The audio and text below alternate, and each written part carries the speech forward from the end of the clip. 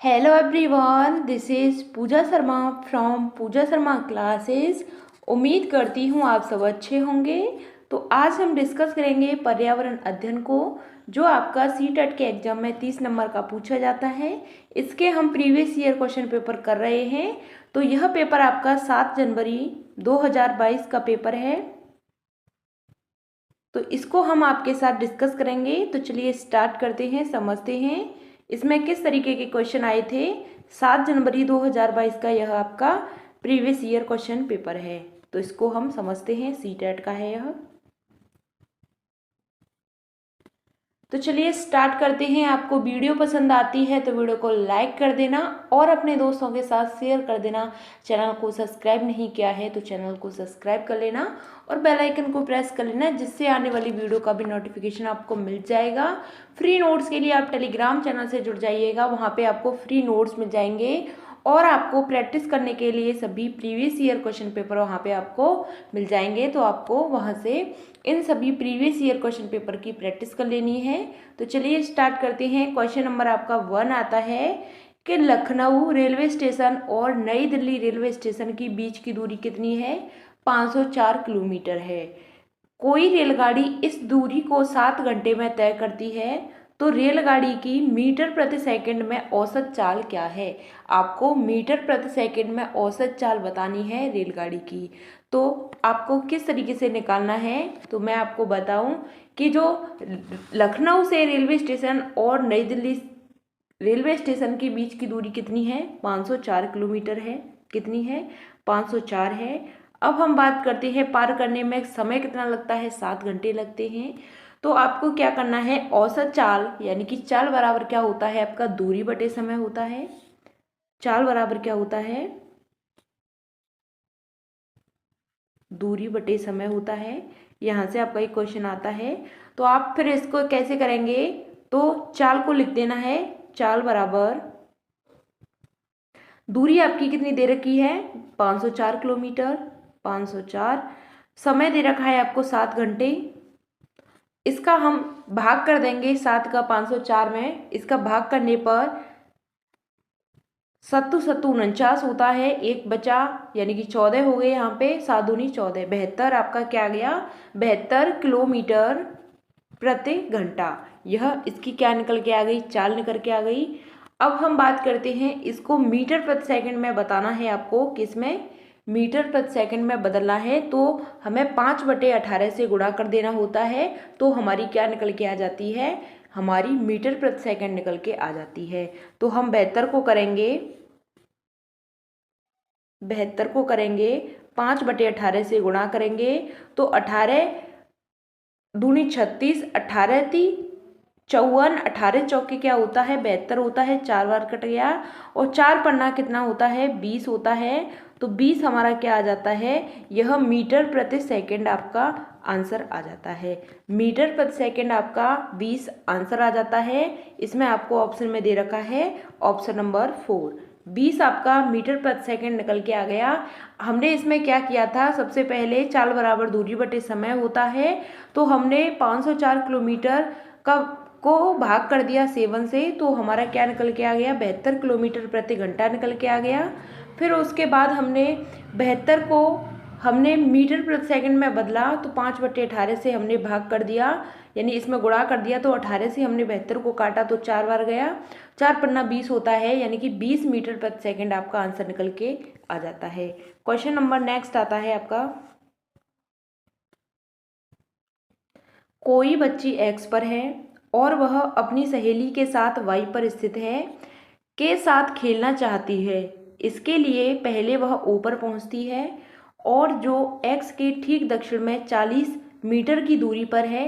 इसके पश्चात वह ठीक पूर्व दिशा में 30 मीटर की दूरी तय करके ओ से वाई पर पहुंचती है। तो वाई से एक्स की दूरी और वाई के सापेक्ष एक्स की दिशा क्रमशः क्या है? इस तरीके का आपको क्वेश्चन दे देगा। तो आपको इसमें बताना है कि एक बच्ची है, वह एक्स पर है और दूसरी है वह वाई पर है, वहाँ पे खेलना चाहती है, लेकिन वाई तक पहुँचने के लिए उसे ऊपर जाना होता है, तब वह वाई पर पहुँचती है। तो ऐसे क्वेश्चन को हम किस तरीके से करते हैं, तो चलिए समझते हैं। आपको सबसे पहले पता होना चाहिए कि जो मैप पर हम दिशा दर्शाते हैं किस तरीके से होती हैं। तो सबसे ऊपर आपका क्या होता है, उत्तर होता है। नीचे क्या होता है, दक्षिण होता है। यहाँ पे आपका पूर्व होता है। यहाँ पे आपका क्या होता है, पश्चिम होता है। यहाँ तक बात क्लियर। सबसे ऊपर आपका उत्तर होगा, फिर आपका पूर्व होगा, नीचे दक्षिण होगा और इधर को आपका पश्चिम होगा। इस तरीके से हम मैप पर दिशा को दर्शाते हैं। अब हम इस क्वेश्चन को सॉल्व करते हैं। तो उसने क्या कहा है कि कोई बच्ची यहाँ पर है, एक्स पर है, वाई पर स्थित है और वह ओ पर पहुँचकर वह यहाँ पर पहुँच जाती है। तो सबसे पहले हम करेंगे कि जो एक्स के ठीक दक्षिण में 40 किलोमीटर की दूरी पर है, कहाँ पर है, एक्स के दक्षिण में। दक्षिण की बात की गई है तो कहाँ पे है, एक्स के दक्षिण में। यहाँ से हम दक्षिण में आएंगे नीचे की तरफ, नीचे की तरफ हमारा दक्षिण हो जाता है। तो कितनी दूरी है, 40 किलोमीटर की दूरी है, 40 किलोमीटर की दूरी हो जाती है। फिर आपसे बोला है कि वह यहाँ आपकी क्या हो जाती है, एक्स हो जाती है और यहाँ पे आपका ओ आ जाता है। तो यहाँ पे पहुँची, फिर उसके बाद में वह वाई पर पहुँची। तो वाई पे पहुँचने के लिए उसे कितनी दूरी तय करनी पड़ी, 30 मीटर की दूरी तय करनी पड़ी। यहाँ पे आपका 30 मीटर आ जाता है। तो यहाँ पे आपका वाई पॉइंट होता है। ठीक, तो यह आपकी क्या निकल के आ जाती है, हमने एक्स से यहाँ पे ओ तक पहुँचा तो इतनी दूरी हो गई आपकी 40। ओ के बाद में हमने वाई पर पहुँची जो लड़की है, तो वो यहाँ पे 30 मीटर की दूरी हो जाती है। फिर हम इसको कैसे सॉल्व करते हैं, मैंने आपको बताया था। जब आपको यहाँ पे 40 दे रखा है, यहाँ पे 30 दे रखा है, इसका हमें क्या कर देना है, स्क्वायर कर देना है। तो चलिए समझते हैं स्क्वायर हम कैसे करते हैं। 40 का गुणा हमें 40 में कर देना होता है। तो 4 चौके क्या होता है, 16 होता है। 2 जीरो आपकी पीछे आ जाती हैं, 1600 हो गया। फिर उसके बाद में 300 दे रखा है, यानी 30 दे रखा है। 30 का गुणा 30 में कर देंगे तो 900 हो जाएगा आपका। यह आपका क्या निकल के आता है, यह आपका वर्ग निकल के आता है। क्या निकल के आता है, वर्ग निकल के आता है। 1600 और 900 को हम जोड़ देंगे, 1600 और 900 को हम जोड़ देंगे तो आपको यह जोड़ना है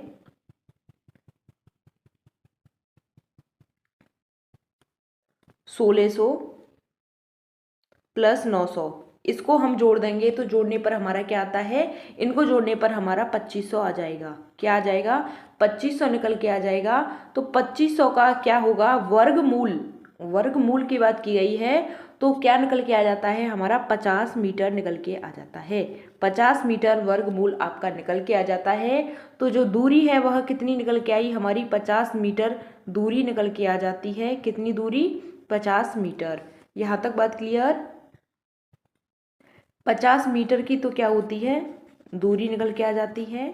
फिर हम आगे बात करते हैं। आपसे इसमें पूछा है कि दूरी बतानी है और दिशा भी बतानी है। दूरी और दिशा बतानी है तो दिशा की हम बात करते हैं। तो दिशा आपकी क्या निकल के आती है, तो दिशा हमारी कौन सी निकल के आती है, तो उत्तर निकल के आती है। और आपकी क्या निकल के आती है, पश्चिम निकल के आ जाती है। उत्तर पश्चिम आपकी दिशा निकल के आ जाती है।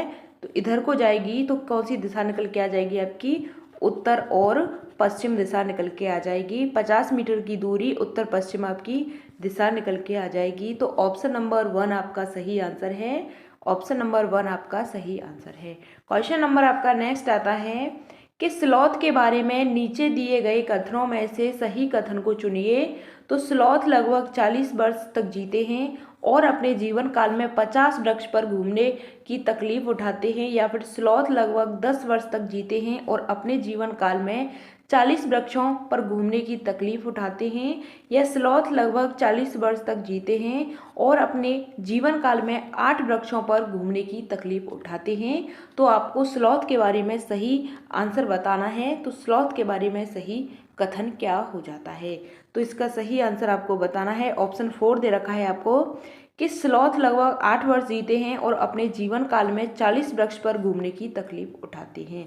तो स्लॉथ के बारे में सही कथन क्या हो जाता है कि स्लॉथ 40 वर्ष तक जीते हैं और अपने जीवन काल में 50 वृक्षों पर घूमते हैं। तो यह बात आपकी गलत हो जाती है, क्योंकि वह 50 वृक्षों पर नहीं घूमते हैं, अपने जीवन काल में मुश्किल से 8 वृक्षों पर घूमते हैं।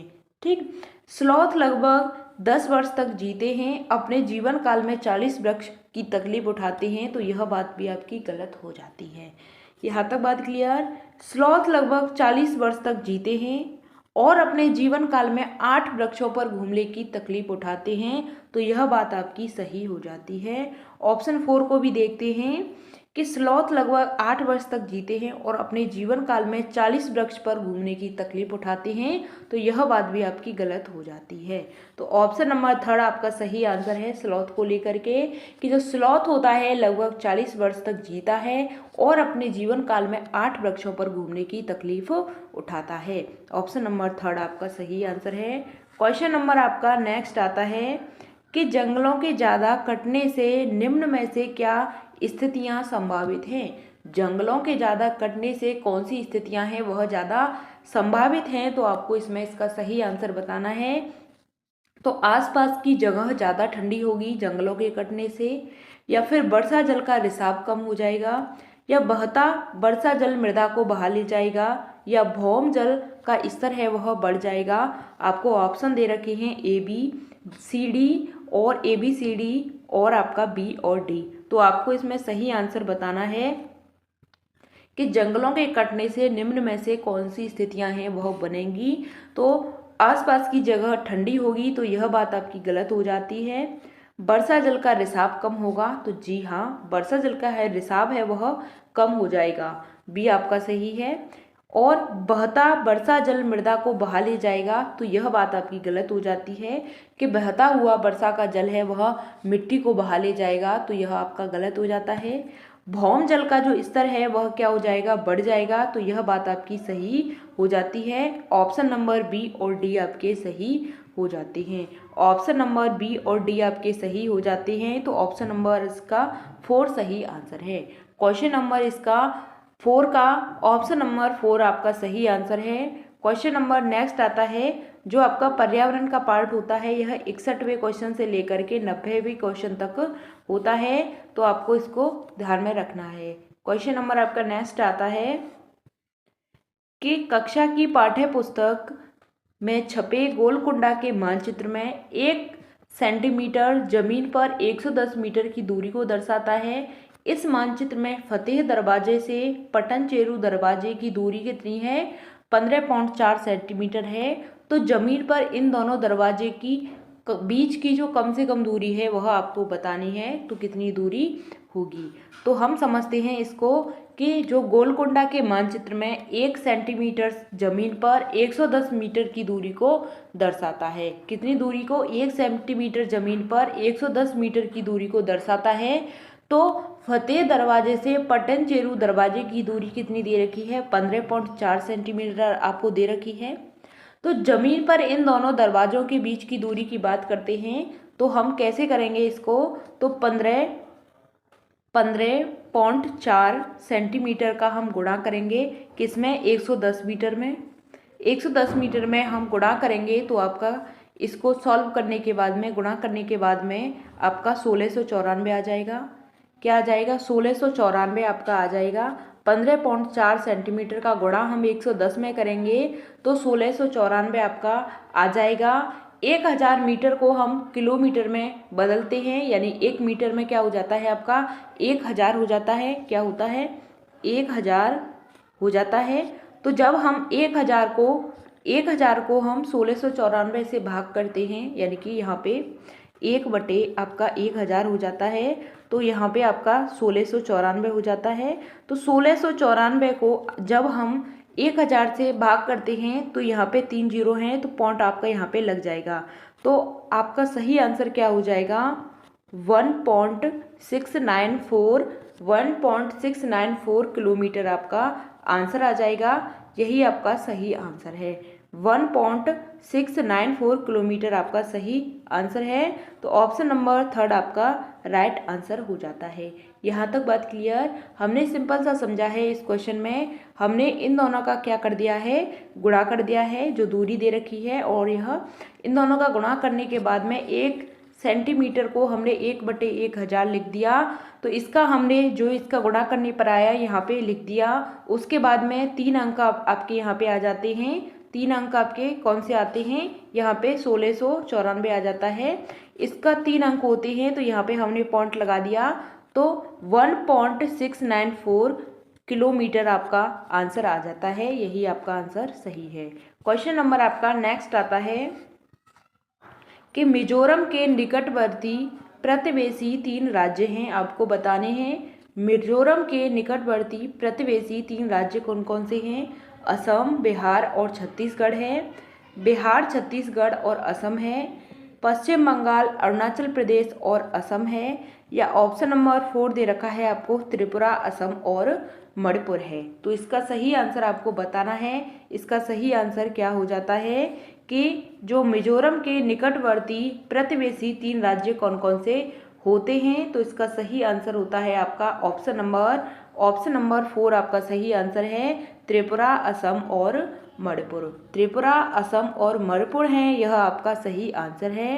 क्वेश्चन नंबर आपका नेक्स्ट आता है कि भारत के किस राज्य संघ शासित प्रदेश में पहाड़ों पर जंगलों के निवासियों की ग्राम सभा यानी कि पंचायत एक विशेष सभा में लॉटरी निकालकर यह निश्चित करती है कि परिवार को उस साल की खेती की कितनी ज़मीन मिलेगी। तो आपको बताना है कि लद्दाख की है, मिजोरम की या फिर अरुणाचल प्रदेश की, या ऑप्शन 4 है आपका झारखंड की। तो आपको इसमें इसका सही आंसर बताना है कि भारत के किस राज्य संघ शासित प्रदेश में पहाड़ों पर जंगलों के निवासियों की ग्राम सभा पंचायत में एक विशेष सभा में लॉटरी निकालकर यह निश्चित करती है कि किस परिवार को उस साल की खेती में कितनी ज़मीन मिलेगी। तो इसका सही आंसर होता है ऑप्शन नंबर 2। वह कहाँ की, वह जो है जनजाति मतलब कहाँ की, उस राज्य के बारे में आपसे पूछा है। तो ऑप्शन नंबर 2 आपका सही आंसर है, वह मिजोरम की होती है। यहाँ तक बात क्लियर। क्वेश्चन नंबर आपका नेक्स्ट आता है, माउंट एवरेस्ट नीचे दिए गए किस देश का भाग है, आपको बताना है।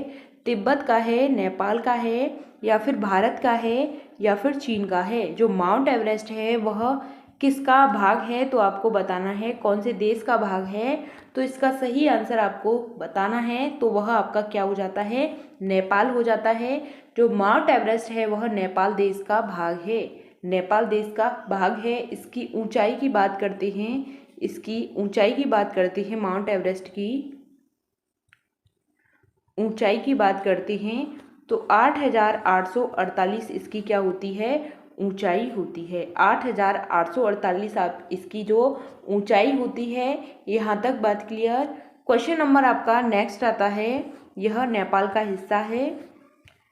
नीचे दिए गए विकल्पों में से उस परिवर्तन को पहचानें जो उत्क्रमित किया जा सकता है। तो प्लास्टर ऑफ पेरिस की परत बनाना, या मोम को पिघालना, या फिर ऑप्शन नंबर दूध से पनीर बनाना, या गाय के गोबर से बायोगैस बनाना। तो आपको इसमें इसका सही आंसर बताना है कि इसमें से क्या किया जा सकता है, उत्क्रमित किया जा सकता है। तो इसका सही आंसर क्या हो जाता है कि मोम का घोल बनाना। ऑप्शन नंबर 4 आपका सही आंसर है, मोम का घोल बनाना। यह आपका क्या हो जाता है, उत्क्रमित किया जा सकता है। क्वेश्चन नंबर आपका नेक्स्ट आता है, यानी कि उत्क्रमित का मतलब होता है, उत्क्रमित का मतलब होता है उसको हम दोबारा से भी यूज में ला सकते हैं। तो मोम का घोल हम बना सकते हैं। प्लास्टर ऑफ पेरिस की परत बनाना यह आपका गलत हो जाता है।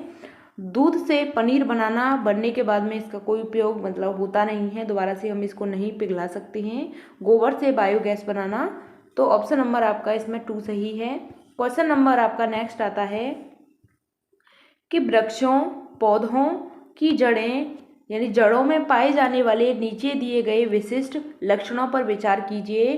तो वृक्ष की लटकती शाखा जैसी दिखाई देने वाली वास्तव में उसकी शाखा नहीं जड़ें होती हैं, या वृक्षों की लंबाई वृक्ष की ऊंचाई की 30 गुनी होती है, या फिर जड़ों के द्वारा वृक्ष को मजबूत खंभों की भांति सहारा देना, या जड़ों के द्वारा खाद्य सामग्री का भंडारण करना, लटकती जड़ों का बढ़ते बढ़ते जमीन के अंदर चले जाना। तो आपको इसमें इसका सही आंसर बताना है, इसका सही आंसर क्या हो जाता है। तो ऑप्शन इस तरीके से आपको दे रखे हैं, ACE, ABCE, ACD और ABE। तो इसमें आपको इसका सही आंसर बताना है। इस पर विचार कीजिए। जड़ों के बारे में, पौधों की जड़ों के बारे में आपको इसमें विचार करना है। तो इसका सही आंसर आपको बताना है कि वृक्ष की लटकती शाखा जैसी दिखाई देने वाली वास्तव में उसकी शाखा नहीं जड़ें होती हैं। तो यह बात बिल्कुल सही होती है। जो लटकती हुई शाखा होती हैं वह क्या होती हैं, वह जड़ें, वह शाखा नहीं होती हैं, वह क्या होती हैं, जड़ें होती हैं। बात सही है। जड़ों की लंबाई वृक्ष की ऊंचाई लगभग 30 गुनी होती है। तो यह बात गलत हो जाती है कि जड़ों की लंबाई वृक्ष की ऊंचाई की 30 गुनी होती है। तो यह बात भी गलत होती है। जड़ों के द्वारा वृक्ष को मजबूत खंभों की भांति सहारा देती है। तो यह बात बिल्कुल सही है। जो जड़ हैं वह वृक्ष को मजबूत करने के लिए खंभों की भांति बिल्कुल सहारा देती हैं। या फिर ऑप्शन आपका नेक्स्ट है कि जड़ों के द्वारा खाद्य सामग्री का भंडारण करना। तो यह बात भी गलत हो जाती है। लटकती जड़ों का बढ़ते बढ़ते जमीन के अंदर चले जाना। तो यह बात भी बिल्कुल सही है कि जो लटकती जड़ होती हैं वह बढ़ते बढ़ते कहाँ पे चली जाती हैं, जमीन के अंदर चली जाती हैं। तो ऑप्शन नंबर आपका ए, सी और ई आपका सही आंसर है। ऑप्शन नंबर ए, सी, ई आपका सही आंसर है। ऑप्शन नंबर आपका 1 राइट आंसर हो जाता है। यहाँ तक बात क्लियर। ऑप्शन नंबर 1 आपका सही आंसर है। क्वेश्चन नंबर आपका नेक्स्ट आता है कि किसी विद्यार्थी द्वारा दिए गए कथन पर विचार कीजिए कि मैं जिस जगह से आई हूँ वह एक पहाड़ी इलाका है। हमारे यहाँ बारिश होती है, बहुत बर्फ़ पड़ती है और ठंड बहुत ज़्यादा होती है। हमें धूप में बैठना अच्छा लगता है। हमारे घर पत्थर व लकड़ी के बनते हैं। तो वह छात्रा है, वह कहाँ से आई है, तो आपको इसमें बताना है। तो वह तिनसुकिया यानी कि असम से आई है, चेन्नई यानी तमिलनाडु से आई है, मनाली यानी हिमाचल प्रदेश से आई है, उदयपुर यानी राजस्थान से आई है। तो आपको इसमें बताना है कि वह जो बच्ची है कहाँ से आई है, इसके बारे में आपको सही आंसर बताना है। इसका सही आंसर आपको बताना है। तो वह बच्ची है वह कहाँ से आई है, तो वह मनाली से आई है, हिमाचल प्रदेश से वह बच्ची आई है। वहाँ पे क्या होता है, वहाँ पे बहुत ज़्यादा क्या होती है, ठंड पड़ती है और वहाँ पे लोग धूप में बैठना उनको अच्छा लगता है और घर होते हैं वह पत्थर और लकड़ी के बनते हैं। क्वेश्चन नंबर आपका नेक्स्ट आता है कि आपकी मित्र कमजोर दांत और हड्डियों के कारण अस्वस्थ रहती है, उनके उबरने के लिए निम्न में से कौन सा विकल्प सर्वोत्तम है। तो चावल, नींबू, आंवला, गुड़, घी, दाल, रोटी, चावल, दूध, सब्जियां, पालक, फल।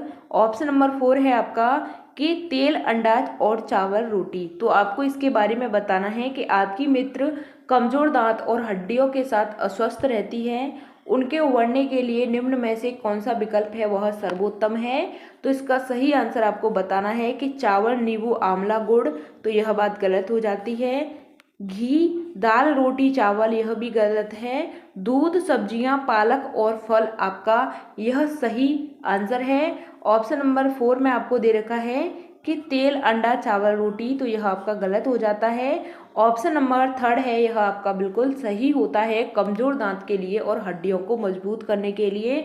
दूध में आपका कैल्शियम होता है, सब्जियां आपके लिए पालक और फल यह आपके लिए महत्वपूर्ण हो जाता है, जिनके क्या होती हैं, दांत और हड्डियां कमजोर होती हैं। क्वेश्चन नंबर आपका नेक्स्ट आता है कि मधुमक्खी के छत्तों के विषय में नीचे दिए गए कथन पर विचार कीजिए। तो आपको इसमें बताना है कि प्रत्येक छत्ते में बहुत सी रानी मक्खियाँ होती हैं जो अंडे देती हैं। प्रत्येक छत्ते में कुछ ही नर मक्खियाँ होती हैं। छत्ते में बहुत सारी काम करने वाली मक्खियाँ भी होती हैं जो शहद के लिए फूलों का रस को एकत्रित करती हैं। यदि काम करने वाली मक्खियाँ ना हो तो छत्ता और शहद नहीं बन सकता। नर मक्खी छत्ते के लिए महत्वपूर्ण होती है क्योंकि रस वाले फूल को खोजने में सहायता करती हैं। तो आपको इसमें इसका सही आंसर बताना है। ACE है या ABCDE है या फिर ACDE है या BCD है। तो इसका सही आंसर आपको बताना है कि कौन सी मक्खी है वह इसमें सही आंसर है। तो प्रत्येक छत्ते में बहुत सी रानी मक्खियाँ होती हैं जो अंडे देती हैं। यह बात आपकी क्या हो जाती है कि बहुत सी रानी मक्खियाँ होती हैं वह अंडे देती हैं। तो यह बात आपकी क्या हो जाती है, गलत हो जाती है। फिर आपका नेक्स्ट आता है कि प्रत्येक छत्ते में कुछ ही नर मक्खियाँ होती हैं। तो जी हाँ, कुछ ही नर मक्खियाँ होती हैं, यह बात आपकी सही हो जाती है। ऑप्शन नंबर आपका नेक्स्ट आता है कि छत्ते में बहुत सारी काम करने वाली मक्खियाँ भी होती हैं जो शहद के लिए फूलों का रस को एकत्रित करती हैं, तो यह बात आपकी सही हो जाती है। यदि काम करने वाली मक्खियाँ ना हों तो छत्ता में शहद नहीं बना सकते। यदि काम करने वाली मक्खियाँ नहीं हो तो छत्ते में शहद भी नहीं बना सकते, तो यह बात आपकी बिल्कुल सही हो जाती है।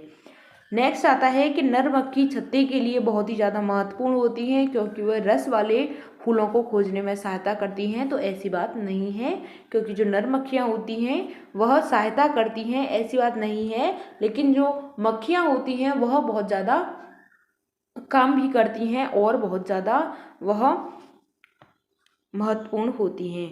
तो इसमें आपका बी सही है, सी सही है और आपका डी सही है। लेकिन आपका जो यहाँ पे दे रखा है नर मक्खी छत्ते के लिए बहुत महत्वपूर्ण है, तो ऐसा भी नहीं है कि बहुत ही ज़्यादा महत्वपूर्ण है। होनी चाहिए, एक आधो होनी चाहिए, लेकिन बहुत ही ज़्यादा महत्वपूर्ण है यह यहाँ पे पॉइंट आपका गलत हो जाता है। तो ऑप्शन नंबर बी, सी और डी आपका सही आंसर है। ऑप्शन में आपको कहाँ पे दे रखा है बी, सी, डी, आपका ऑप्शन नंबर 4 सही आंसर हो जाता है।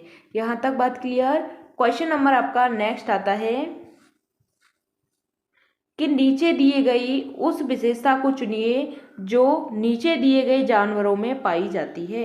इसमें आपको कौन सी विशेषता है उसको चुनना है कि नीचे दिए गए जानवरों में पाई जाती है, जैसे कछुआ, अजगर, बाज, छिपकली, शहद की मक्खी, यानी कि इनमें आपको वह विशेषता चुननी है जो इन सभी में पाई जाती है। तो शरीर का सल्कों से ढका होना, शरीर का क्या सल्कों से ढका होना, भूमि पर तथा जल दोनों में रह सकना या अंडे देना, जहरीला होना, तो इनमें आपको विशेषताएं बतानी है। ऑप्शन में आपको दे रखा है कि ए और बी और सी, केवल सी। ऑप्शन नंबर 4 है आपका सी और डी।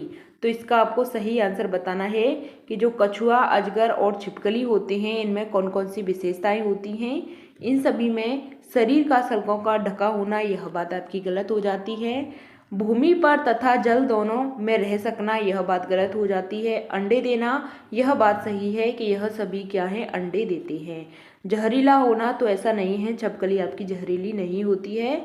तो ऑप्शन नंबर आपका सी सही है, केवल आपका सी सही हो जाता है। ऑप्शन नंबर 3 आपका राइट आंसर है।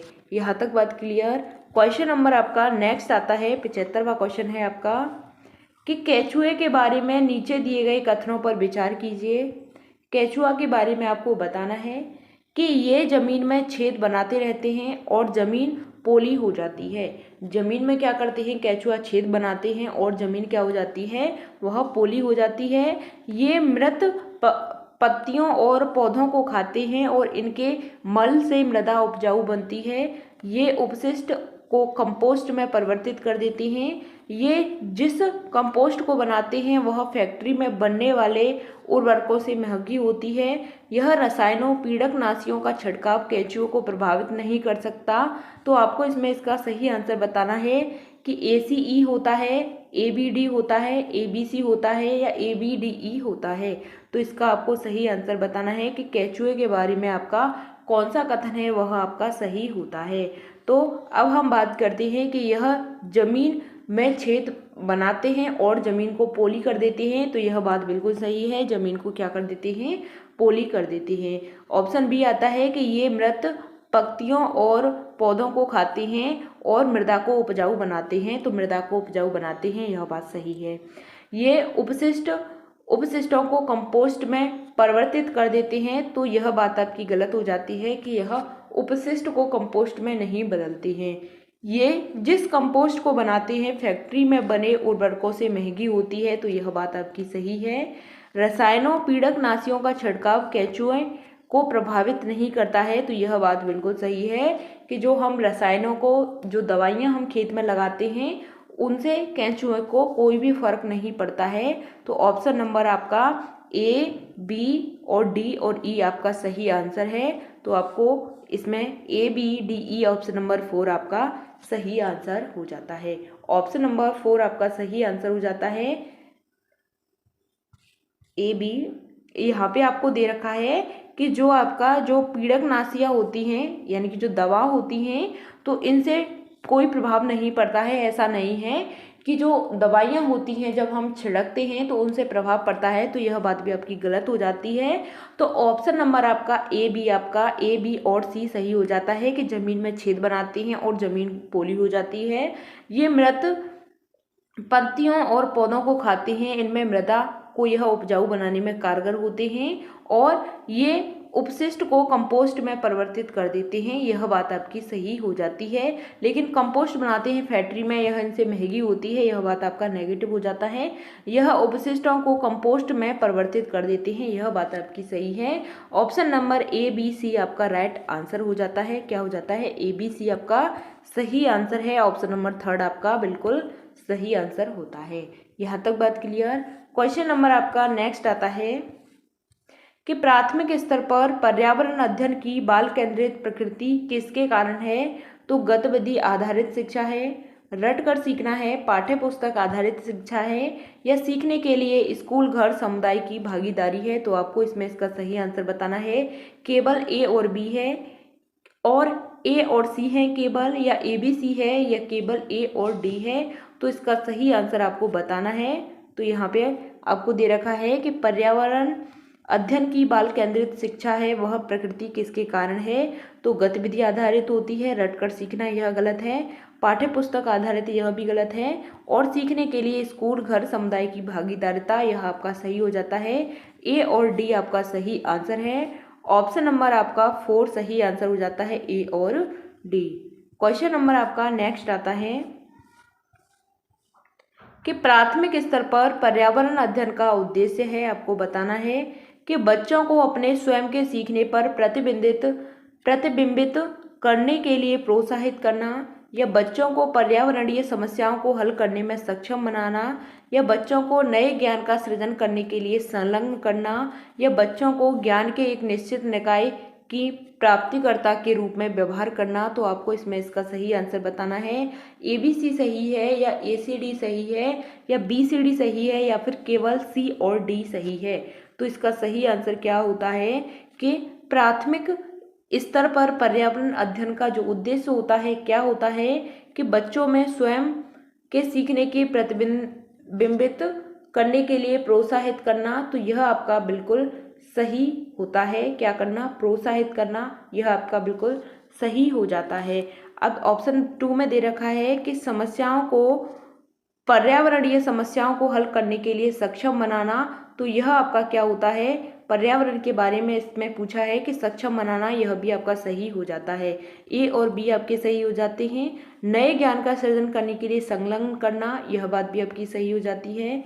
ज्ञान को निश्चित निकाय प्राप्ति के रूप में व्यवहार करना, तो यह आपका गलत हो जाता है। ऑप्शन नंबर ए बी और सी आपका सही आंसर है। कहाँ पे दे रखा है? ऑप्शन नंबर 1 में आपका दे रखा है, ए बी सी आपका सही आंसर हो जाता है। क्वेश्चन नंबर आपका नेक्स्ट आता है कि प्राथमिक स्तर के पर्यावरण अध्ययन के संबंध में निम्नलिखित में से कौन सा कथन सत्य है? तो पर्यावरण अध्ययन विज्ञान, सामाजिक विज्ञान और पर्यावरणीय अवधारणाओं को मुद्दों को एकत्रित करता है, या रचनात्मक विकसित करने के लिए केवल शिक्षण अधिगम सामग्री का प्रयोग करना होता है, यह बात गलत है। पाठ्य पुस्तकों को सीखने के लिए एकमात्र संसाधन है, यह बात भी गलत है। यह शिक्षण पर आधारित है, तो यह बात भी गलत है। ऑप्शन नंबर 1 आपका सही आंसर हो जाता है कि जो प्राथमिक स्तर की जो विज्ञान होती है, सामाजिक विज्ञान होती है, पर्यावरणीय शिक्षा होती है, इसके माध्यम से हम क्या करते हैं? इसके माध्यम से हम पर्यावरण अध्ययन को पढ़ते हैं। इन तीनों का मिश्रण होता है। क्वेश्चन नंबर नेक्स्ट आता है आपका कि प्राथमिक स्तर पर ईबीएस सीखने के लिए चुनौती है। प्राथमिक स्तर पर सीखने के लिए यानी कि ईबीएस को सीखने के लिए कौन सी चुनौती आ जाती है? तो आपको बताना है रटकर सीखना, सम्मिलित आधारित सीखने का स्तर, अवधारणाओं का विवरण, या बच्चों में अपने लिए ज्ञान का निर्माण करने में अवसर देना। तो ऑप्शन नंबर आपका इसमें सही आंसर बताना है कि ईबीएस सीखने के लिए क्या हो जाती है? चुनौती हो जाती है। तो ऑप्शन नंबर आपका इसमें 4 सही आंसर हो जाता है कि बच्चों को अपने लिए ज्ञान का निर्माण करने का अवसर देना। ऑप्शन नंबर 4 सही है। रटकर सीखना नेगेटिव हो जाता है, यानी कि सम्मिलित आधारित सीखने का स्तर यह भी नेगेटिव है। अवधारणा का विवरण यह भी आपका नेगेटिव हो जाता है। ऑप्शन नंबर 4 आपका सही आंसर हो जाता है। क्वेश्चन नंबर आपका नेक्स्ट आता है कि बच्चों के लिए ईवीएस कक्षा में अधिकतम क्या होना चाहिए। ईवीएस की कक्षा में सबसे ज़्यादा क्या होना चाहिए आपको बताना है इसमें, कि वाद विवाद का प्रावधान होना चाहिए, या फिर अनुभवात्मक सीखना होना चाहिए, कहानियाँ होनी चाहिए, तथ्य और सूचनाएं होनी चाहिए।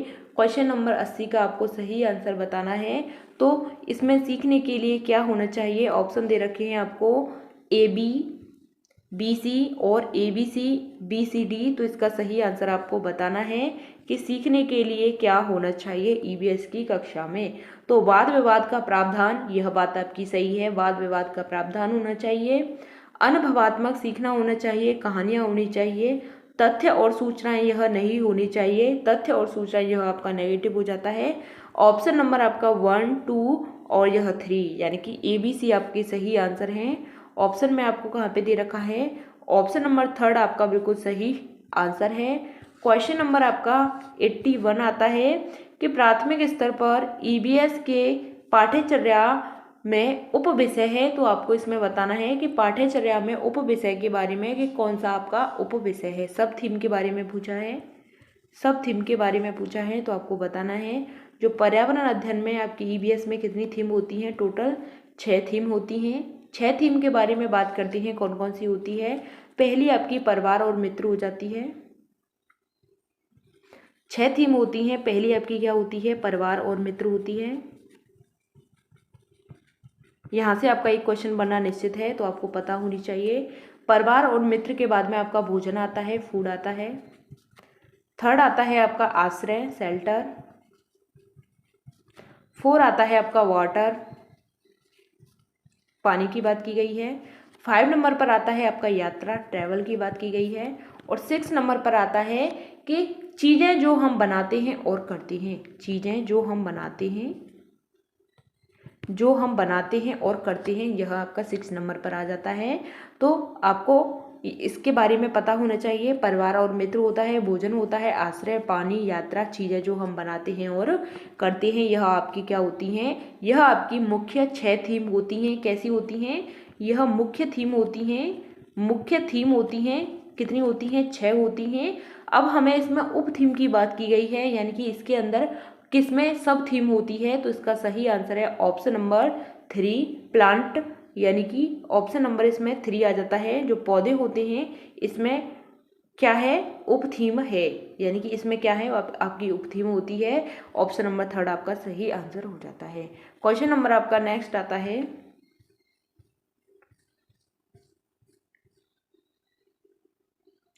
कि ईवीएस की सार्थक सीख दी जा सकती है। तो आपको बताना है कि ईवीएस सामग्री को विषयगत रूप से आयोजित करके या वास्तविक संवाद और वृत्तांत के द्वारा, प्रयोग के द्वारा या विद्यार्थियों के द्वारा दिए गए उत्तरों का मौखिक मूल्यांकन। तो आपको इसमें इसका सही आंसर बताना है।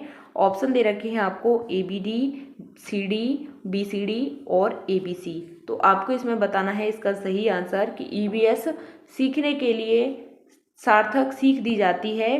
तो ईवीएस सामग्री को विषयगत रूप से आयोजित करके, तो यह बात आपकी क्या हो जाती है, तो यह बात आपकी सही हो जाती है।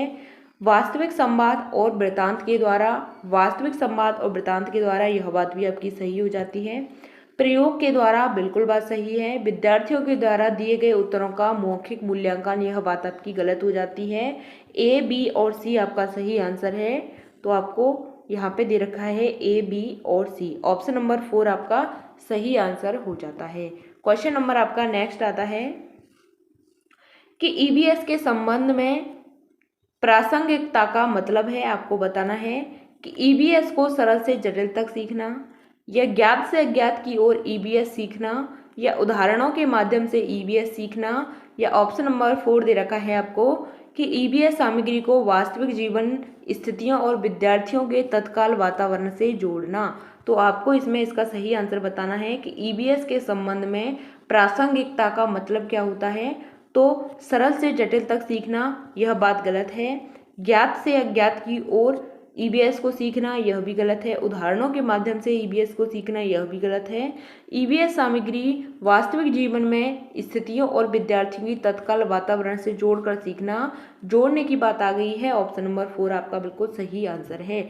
आपको इसमें पॉजिटिव आंसर देखना होता है, बच्चे के भले के बारे में इसमें सोचना होता है। क्वेश्चन नंबर नेक्स्ट है आपका कि भोजन विषय के मुद्दे विद्यार्थियों के लिए सार्थक और प्रामाणिक हो सकते हैं यदि मुद्दों के इर्द गिर्द समूह कार्य और चर्चाएं आयोजित की जा सकती हैं, या फिर प्रश्नोत्तरी आयोजित की जाए, या फिर शिक्षक के द्वारा प्रदर्शन दिए जाएं, या फिर ऑप्शन नंबर 4 है आपका कि पाठ्य पुस्तक संसाधन के रूप में शामिल हो। तो इसका सही आंसर आपको बताना है कि भोजन विषय के मुद्दे विद्यार्थियों के लिए सार्थक और प्रामाणिक हो सकते हैं यदि मुद्दों के इर्द गिर्द समूह कार्य और चर्चाएं आयोजित की जाती हैं। तो यह बात बिल्कुल सही आंसर हो जाता है।